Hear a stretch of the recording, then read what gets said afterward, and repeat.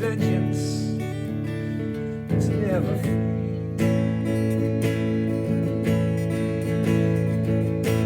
No one knows what it's like to feel these feelings like I do, and I blame you. No one bites back as hard with all of their anger. None of my pain and woe will show through, but my dreams are as empty as my conscience seems to be. I have flowers lonely, but love is vengeance. That's never.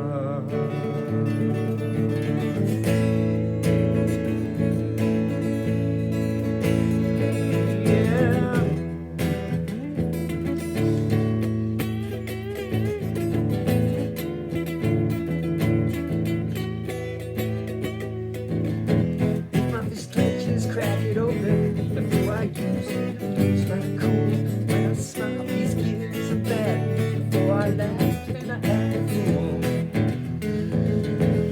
And if I swallow anything evil, put your finger down my throat.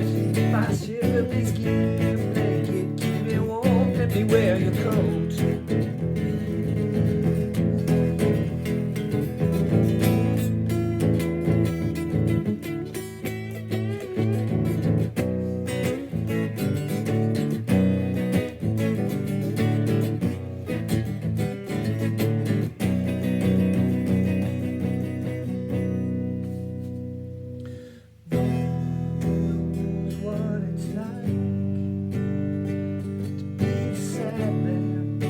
Bad man, he's sad man,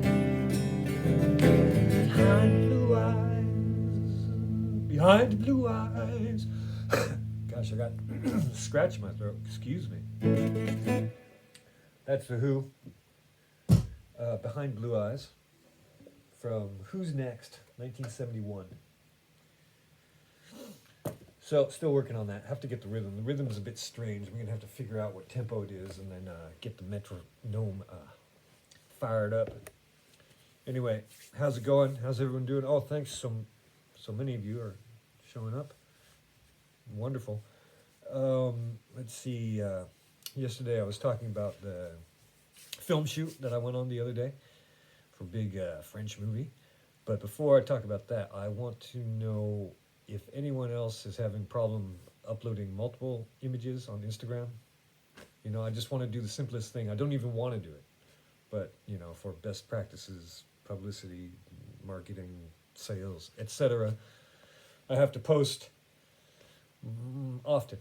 And so I wanted to put up just 5 pictures and then wrote a little bit something about it, describing it. And I posted it 3 times, and the photos don't show up. They either double, or they don't show, or they leave some out. Anyone else have that problem? Am I doing something wrong? What sort of boomer move is causing this discrepancy? Anyway, okay. So I was on the film shoot, and as I was mentioning, it stars this big French movie star guy called Romain Duris. And so as I was saying, it was cool to have the director interact with us lowly silhouette and figuration people, that's extras, and glorified extras. But Roman was right there on set too. He was in the scene. And the thing is this guy, he won't leave me alone. The first time our paths crossed was years ago when I first arrived. And we were at this club watching a band. It's down near Bastille. It's on, what's that road called? You know, the one that winds up the side there from Rue Saint-Antoine. Oh man, it's escaping my... It's a really famous, it has art galleries, restaurants, cafes, bookstores, all sorts of things on it. It's a great street. Anyway, so we're at this club, and I was with my friends, and we were drinking a number of beers, and I was rowdy, and I was still in American mode, and I went, woo woo! And Roman was standing right next to us, and he turned quickly, and he was like with a dismayed look or alarmed or startled look. So that was the first time we saw each other. And then my wife's parents have a vacation place in the south of France near the ocean. There's a little beach that you can walk to, not too far away, and but it's really touristy. So sometimes we want to walk a little bit further down to more secluded spots. They call them criques in French, Crique, like sort of like the equivalent of creek, but it's not. It's just a little alcove. And so my daughter and I, we all walked on over there, and it's just us and the calm sea, the sand, and Roman Duis, and I think he might have been with his daughter as well. Anyway, so that's the second time, and I said hello and like trying to figure out what's going on, like why does he keep following me around? And then, wouldn't you know it, just last week, or the other week, I go on the set, and who is there? Romo. So I don't know if he recognizes me or why he keeps stalking me, but he gave me a little glance, and I'm like, bonjour. So he knows, I've got you figured, Romo. Okay, so what else is going on? So speaking of Instagram updates, here is my latest painting. Don't have it, I'm using some names on it. So what do you think of that?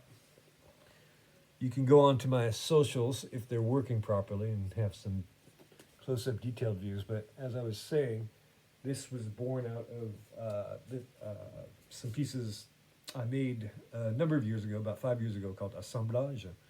And it was the result of what we call a studio accident, a happy accident, if you will.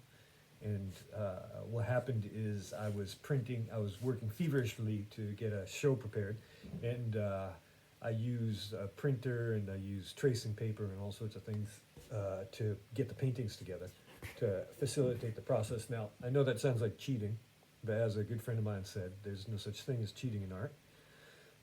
Excuse me. And to allay any of your concerns, in the middle, or in the Renaissance, what they devised was the grid system, where they would actually, what you can do is you can make a small sketch and then you can enlarge it by making a crosshatch of squares on it. And then what you do is you recopy that image proportionally on the larger squares. So for example, if I had a small sheet of paper like this lyric sheet here, with a small croquis on it, what I do, a croquis is sketch. Excuse my French. But let me grab a pen if I got one somewhere, but I don't. It's right here. And so, for example, if I were to like do a little self-portrait real quick here, how about that?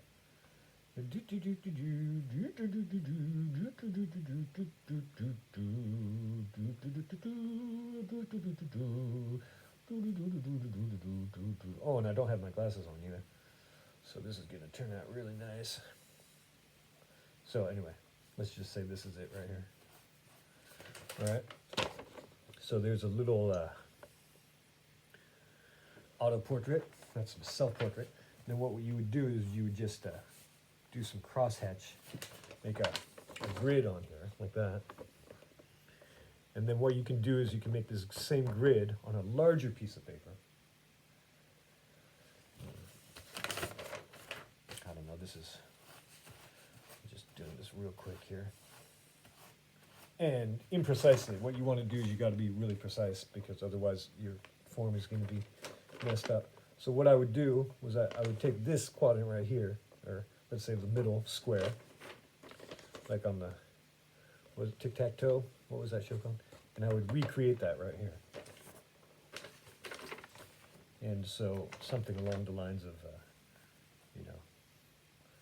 something like this, where what you're trying to do is just, you're using the lines to help you break down the image so that you can be sure to just reproduce it as faithfully as possible. And then you can break down, of course, the squares into smaller parts if you have other details. But I'm just doing this for demonstration purposes here real quick, without my glasses on. But you'll be able to get the idea. So, for instance, if I were to do that, it would be like the middle square. You see, I just enlarged it really quickly here. So that's the idea. So what was that all about? Okay, so I was using printouts and photocopies to recreate these Toit de Paris, the Paris rooftop paintings. And luckily, I just happened to glance over and see a piece of tracing paper laying over a piece of printed paper, and voila, that's how I came up with that approach.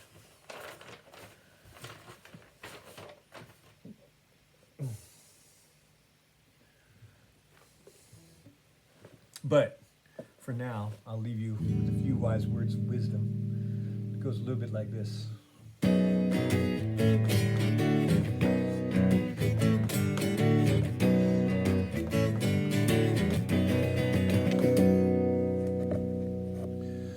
No one knows what it's like to be the bad man, to be the sad man behind blue eyes. Okay, everyone take care. I'm gonna go get myself a warm tea with honey and lemon juice. Au revoir.